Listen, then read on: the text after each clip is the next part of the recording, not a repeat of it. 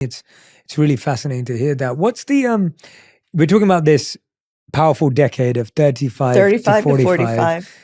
What's happening to our bones and muscles during that time if we do nothing? Well, if we sit around and do nothing, then most of us in this country live in relative energy excess, right? It's not that we're in relative energy deficiency, which is its own set of problems, but excess. So with excess and sedentary living, our body has to get rid of the glucose we consume. So in our bodies, whether we're eating protein or fat or carbohydrates, it's all used for fuel. And when we overfuel, it's going to accumulate. So we're going to gain weight as fat. And I want to distinguish that for all of us, that weight is not the measure for me. It's body composition. Mm-hmm. Because I once was invited to Fashion Week, and I was a fish out of water. But one of the things I observed is that there were very, very thin women who, if I put them in a body composition machine, probably had very, very low muscle mass. So it's very possible to look thin, but be mostly fat, which is metabolically unfavorable. So imagine what happens if we're actually visualizing the adipose tissue. And, as we age, there's a syndrome called sarcobesity, which means we have too much adipose tissue and too little muscle. So if we're in relative energy excess, we're going to accumulate that unhealthy metabolic tissue and not make enough muscle. I'm going to tell you, I'm a surgeon, right? Our bodies with energy excess, they're like scrambling. The closet's full, the cupboards are full. Where are we going to put this fat? I find it in the shoulder joint, which is not supposed to have that much fat. I find it infiltrating muscle as I'm operating because our body is just trying to stick it places because there's just too much of it. That's what happens, especially because many, many jobs now are sedentary jobs. Mm-hmm. They're brain jobs. They're not laborious jobs. We're actually getting up and using our bodies, which frankly is what we're designed for. We're designed to move. So it's kind of against nature to sit around all day, but that's what happens. Yeah. And that's so scary to hear. Yeah. Because as you said, the older we get, the harder it will be to lose. But here's the good news. Yeah. You can totally reverse that. But the reason I pointed out weight is because the words we use are, I'm going to lose weight. I never say that. I say, we are going to recompose your body.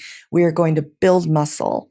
And in doing so, we will replace muscle with fat. Muscle weighs more than fat per volume.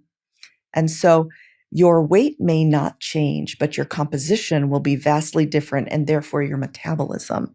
Yeah, I've been working on that consistently, probably just for the last 6 months. Yes. And I saw drastic shifts in my skeletal muscle mass. Yes. My weight practically stayed the same. Exactly. But my body composition is what was changing. And doesn't it feel and look different? It feels and looks different completely. But it was fascinating to me. And it was exactly what you were saying. It was weight training, eating more protein in my diet, cutting out sugars, and it was simple changes. Yeah. But it was incredible to see how it looked different on paper. It felt different. It looked different in real life. But my weight was exactly the same. Exactly right. Yeah. And it doesn't take that long. What would you say if someone says, I want to change my body composition? If someone said to you, I want to lose weight, in their words, yes, in your words, change the body composition. I want to lose weight. What is the best, healthiest, quickest way I can do it? I work mainly with midlife people, 40 to 65. And in midlife people, here's the secret sauce. We are going to lift heavy. We're going to stop doing the youthful 20 reps, 15 reps of a weight. We are going to do, for women, my recipe is 4 reps, 4 sets. For men, it can be 8 reps, 4 sets. But what does that mean?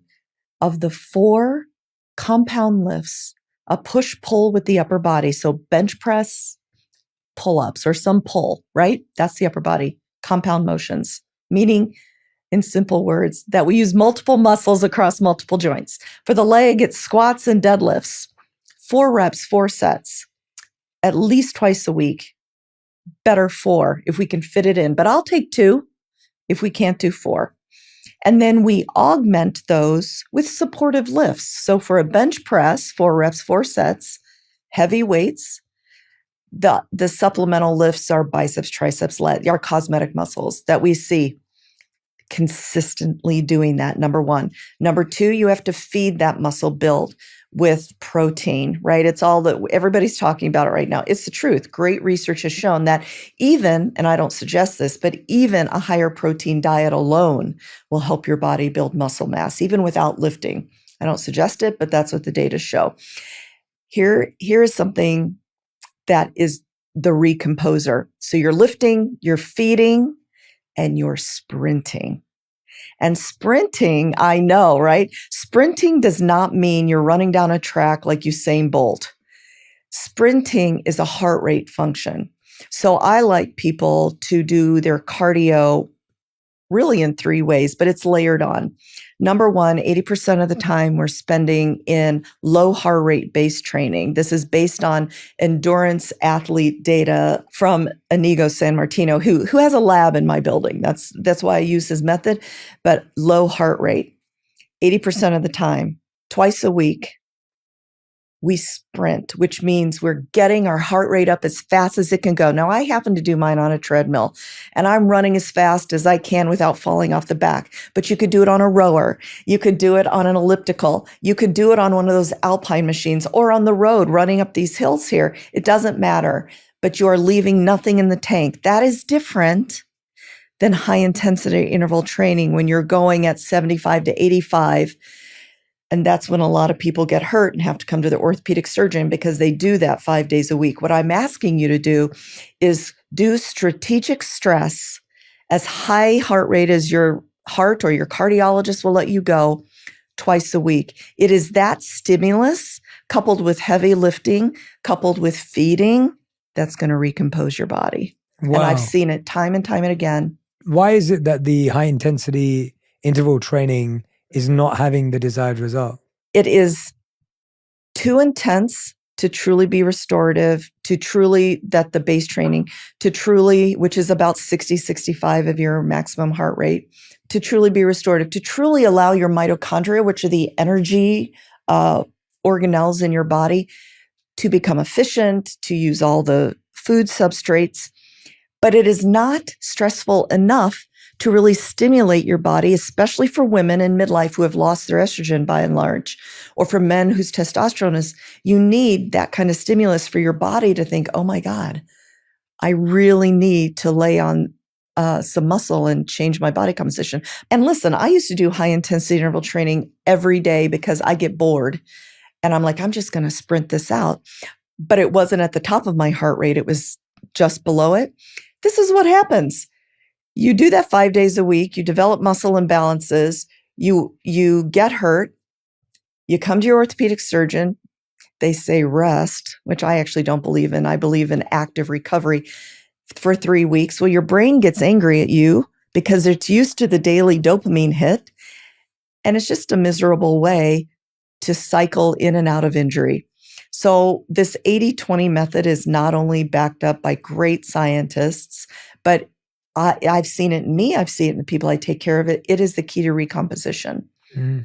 So we've got the 80% low heart rate. We've got the 20% sprinting.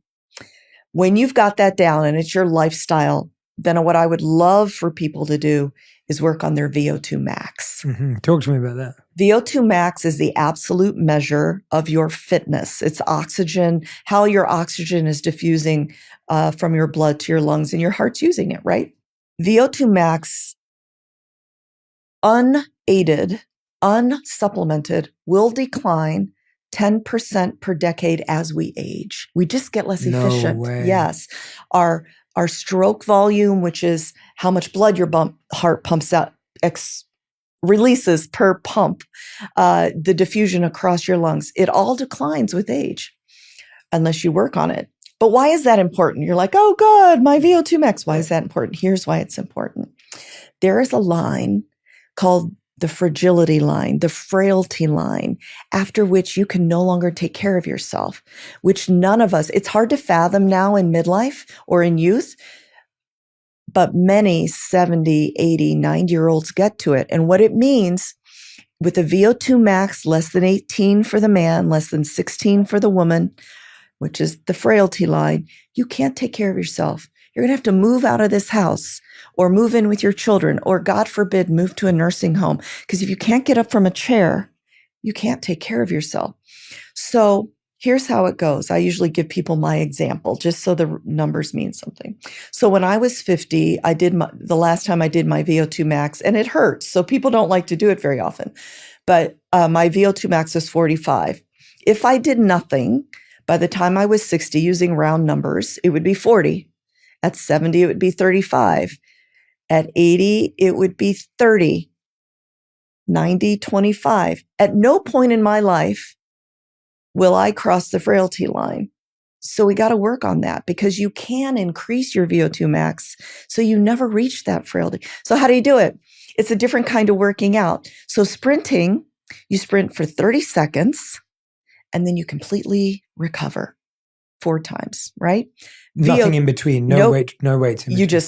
You just get off the treadmill and you rest. You recover. Your heart rate comes back down.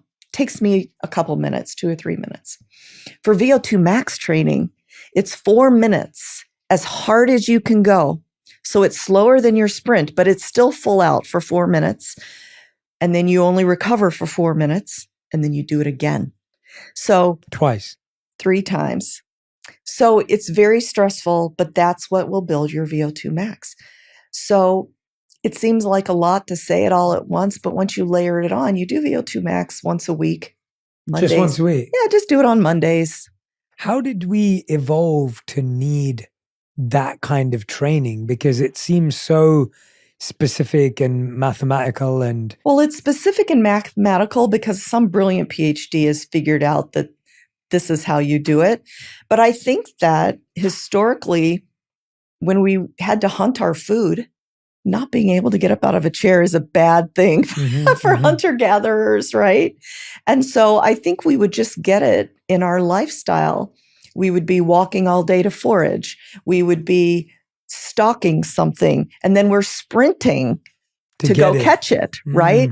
I think it's the way we lived. Yeah. And we don't live that way. So now we have to have this formula. That's interesting. Yeah, no, that's what I was trying to place. I was like, that's so fascinating that this 4 minutes off. And when you hear about these things, you go, well, how did humans get there? That's kind of where my mind goes. Yeah, but think of the way a lioness hunts. Yeah. If we do an analogy to a hunter, lioness will stalk their prey for a very long time. And then they rush. Yeah. Yeah. Wow. Never thought about that. But it makes a lot of sense. And we're not running after our food, but... Not most days. Yeah. For the people that are going to be mad if I don't ask this question. Okay. How do we lose that stubborn belly fat? Number one, let's give ourselves some grace that this is the way the human body is. Any person who's had a child is going to be transformed. And that is just the way it is, right? Don't crucify yourself. That being said, if we're living in a time of excess energy all the time, the way that I've described for you, the high intensity interval, let's clarify that, the sprint intervals plus the weightlifting is what's going to transform your body. And you may never get rid of that extra little inch, but you'll get rid of most of it. You'll get rid of the back fat. You'll get rid of the heavy hips people don't like. And you will decrease visceral fat, the fat that is inside smothering your organs will decrease. And that's what we really want, right? What's the difference between the good fat and the bad fat around our belly? Because I feel like we don't know the difference. The peripheral fat is that which you can pinch, whether it's on your hips or in your belly, around your belly button. That's not the fat that's going to really kill you. That's the annoying fat. That fat does make a protein called leptin, which is bad for your metabolism. It is bad for your bones. But it is the visceral fat, the fat that you can only see on a body composition or an MRI, that literally we've got this apron in our body, under our skin, there's a layer called fascia. It's white like you would see on a steak. It's an apron of fat over our organs. It's a protective. Well, that gets thicker, and then fat is deposited around our organs. And that fat, the visceral fat, is metabolically different than the peripheral that you can pinch. And it's that visceral fat that is what causes chronic inflammation that leads to disease. So yes, cosmetically, we want to get rid of the peripheral fat, but metabolically, we got to control the deep visceral fat.